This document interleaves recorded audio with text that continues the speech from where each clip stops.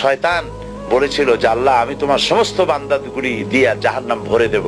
আল্লাহ তখন ফেরেশতাদেরকে ডেকে বলছিলেন, ফেরেশতারা শয়তানে বলল কি শুনেছো?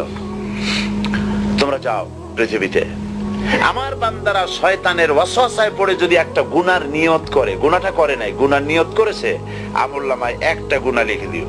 আমলনামায় কোনো গুনাহ লিখবা না। গুনার নিয়ত করেছে, গুনাহটা করে নাই, গুনাহ লিখবা না।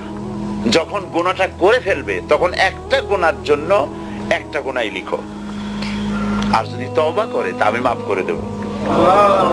আর যদি আমার বান্দা একটা নেকের নিয়ত করে, একটা নেক কাজের নিয়ত যদি করে, তাহলে কাজটা করে নাই, নেক কাজের নিয়ত করেছে, হজে যাবে নিয়ত করেছে, যায় নাই, যেতে পারে নাই, এখনো দান করবে এখনো করে নাই, নিয়ত করেছে, আমলনামায় একটা নেকি লিখে দিবা।